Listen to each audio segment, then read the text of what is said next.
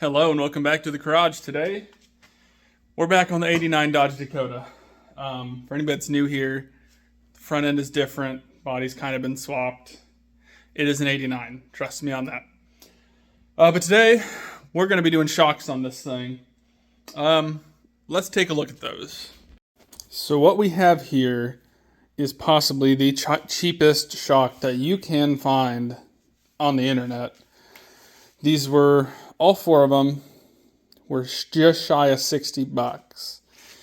For 4 shocks, that's pretty damn cheap. As you can tell by the packaging, there is no name, nothing even written on or stamped on these shocks.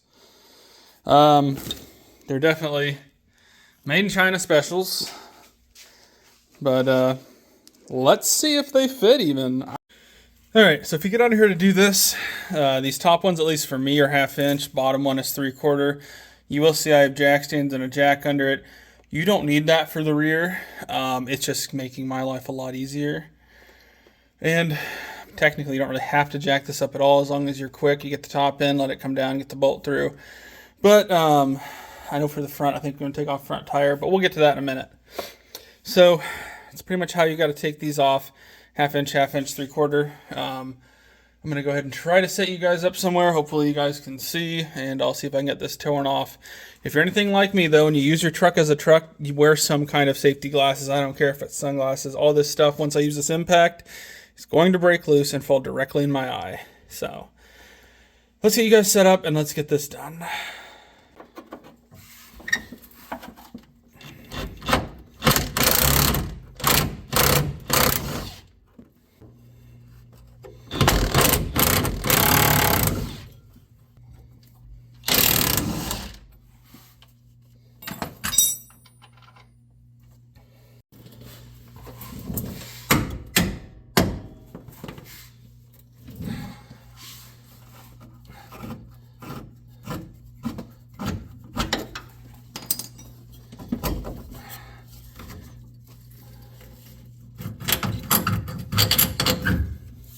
Sorry about the lighting. My light just decided it didn't want to work anymore, so it probably just needs charged. But install is basically the exact same as removal. Personally, I like to leave these straps on there until I'm ready to go in the bottom, and then you kind of got to act a little bit quick. Luckily, with this thing jacked up, I won't have to act as quickly, but sure do wish I had a third damn arm right now, though. I don't know why these things aren't studs, and maybe they were when they were first new, but boy, like 35 years later, they're not new anymore.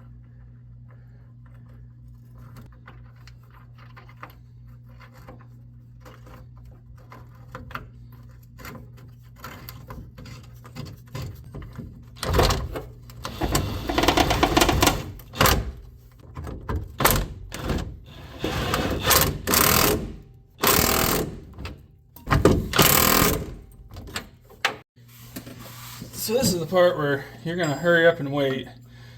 First, I'm going to make sure my bolt fits, and it does. Secondly, cut this zip tie. Cut that piece. Now it's going. When it gets where I need it to be, I got to be ready to get this bolt in. If it'll fit. That bushing seems a touch big. But maybe I can get it in there. Well, that's the part you didn't want to happen, was for it to fully extend. I could probably drag it up, get it to full droop, then push it back in, or I can just muscle it in. Not sure which one I really want to do. Probably going to be dumb and muscle it.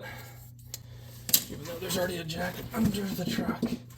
I'm not sure why this bushing seems bigger, but it definitely is. Just ever so slightly.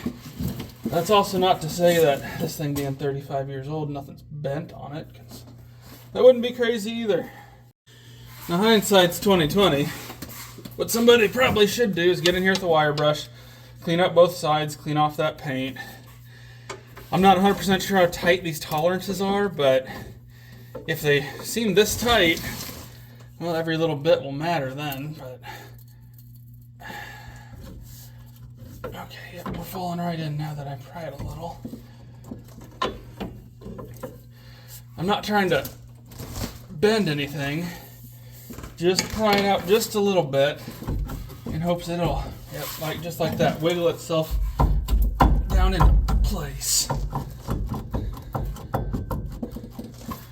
Now that it has, I can hopefully tap that forward. The best thing to do if I got a punch, I could pull that thing down better, which I believe there's one in my bag from what I was doing earlier.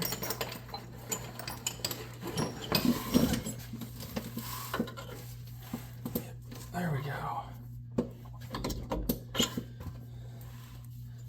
I said, you saw right there, like I just pulled this thing down, I don't know, close to 1/8 of an inch probably. It's just because the tolerances are tight. It's not necessarily because I'm doing anything wrong.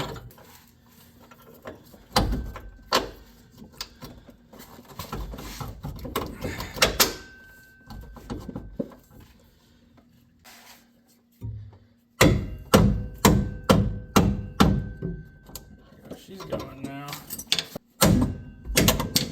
There she goes. So if you can help it, don't beat on that. It can destroy your threads. Take your time, pry it around, make her happen, and send it home. More than likely, what happened is the person before me just did the exact same thing I did and probably pinched that. That's probably where all these issues arose from. But yeah, that's how you do your rear shock. I'm going to go ahead and just get the other one done while I'm sitting here with tools. We'll jump up front then after that. So now to do your front shocks, the bottom is very similar to the top of the rear with the two bolts. They are right here and here. My hand probably blocked everything so you couldn't see anything. Or the camera was bad, but regardless, that one should be a booger down there because it feels like somebody's put a nut and a bolt on it before. That stud right there is the top. This one can also be a bugger because sometimes the shaft will spin and then you're in a whole different predicament. Let me get this impact on there. This is a 9/16 nut up here. Down below, for me at least, are both 1/2 inch. So we're going to see if I'm lucky or not today. I've got a few options here. One's going to be go down below here.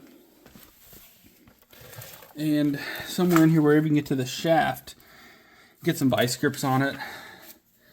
That will hopefully stop it from turning. To be completely honest, you can cut it. Now the thing about this is though, is if you cut it, you have to get somewhere in the shaft so this bushing can fall off, and this will just lift out. But right now what's happening is, as I'm tightening or loosening this, the whole shaft is spinning, which isn't crazy at all. So I'm gonna mess with that, probably get some vice grips on it, see if I can get it loose. Let's see if it works. So as you can see, I got vice grips on there. They could potentially be a little tighter, but let's see if I can get her to come loose. So when that happens, break your vice grips, tighten it up as much as you can, just a little bit more, and give it hell.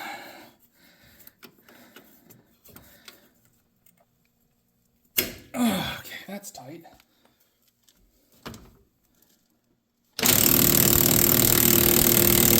So if you're lucky and you have a pair of vice grips that has this in the back, you can try to give it a little bit more.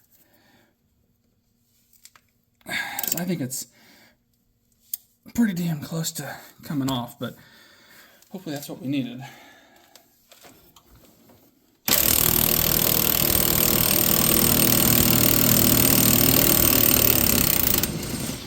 That was it right there. All right, so we're gonna go down under, to the bottom shock bolts.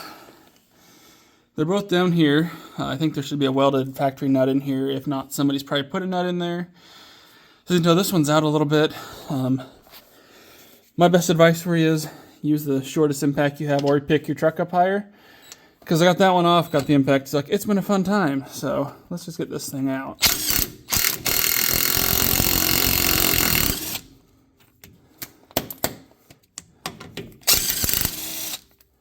And once you got it out, this thing should just fall right out. Oh no. Yeah, I'd say this one's shot. Well, I'll probably just go above and, oh, I unscrewed it actually. Huh. Well, I'll just go up above and I'll knock this guy out. When it's holding it, it's still stuck to them rubber pieces up above, but yeah, that's a first for me. So I'll knock that out and I'll show you to get the new one in. Kind of show you is I'm going to cut this first thing, take the nut off, take the bushing off, leave the metal piece, and just slide it up in there. Then I'll probably get it bolted down here, get the metal plate on top, get the new bolt on or nut on top, and we'll go from there. Alright, this is one spot it would not hurt to have a second person up above helping guide that thing into the hole. But my plan is, since if anybody's ever here much, I pretty well work alone all the time. But luckily, I can get my finger on top of that bushing and make sure it's coming through. Downside is, since I decided, hey, I'm going to be smart and cut this thing prior to putting it in there. That bushing, I made a little bit more work for myself. And that is going to be getting these in. Hopefully I can get it started good enough. And it won't be so much of an issue. Just got to get. Downside too is, for some reason, this bottom one's twisted already, but if I could turn that bushing a little bit, that'd help a lot.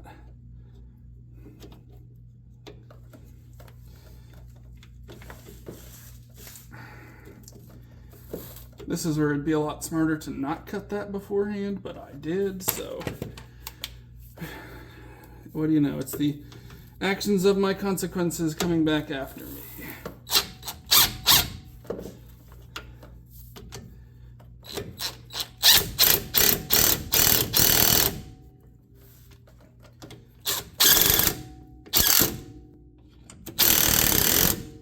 But that's how easy that can be.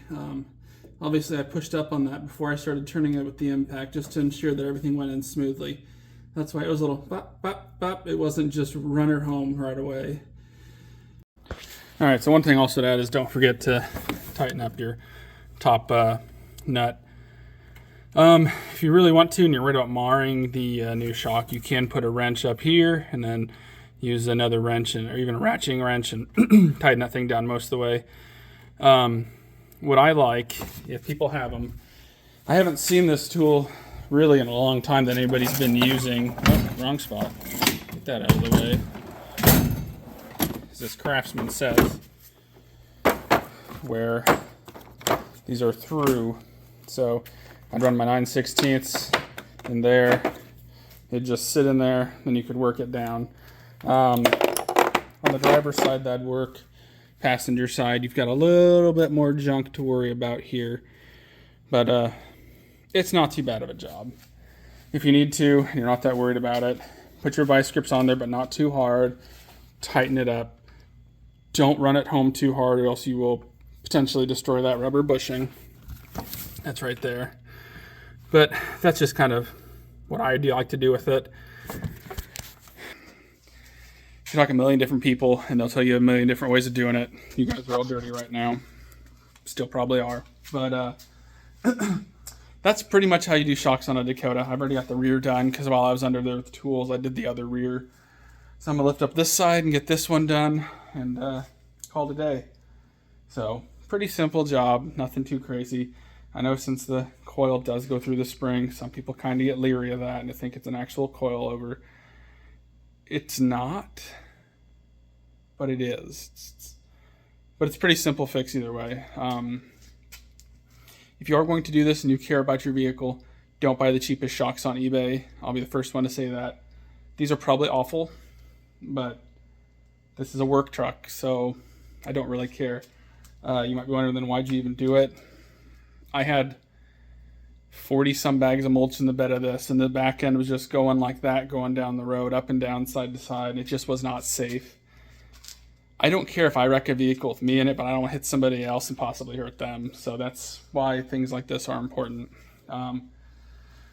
Might end up seeing another video on this tire, just because, as you can tell, she's getting eaten, which I know some of that is this lip up here, but also I think there might be something else going on in this front end, because the other side is the exact same. It doesn't rub.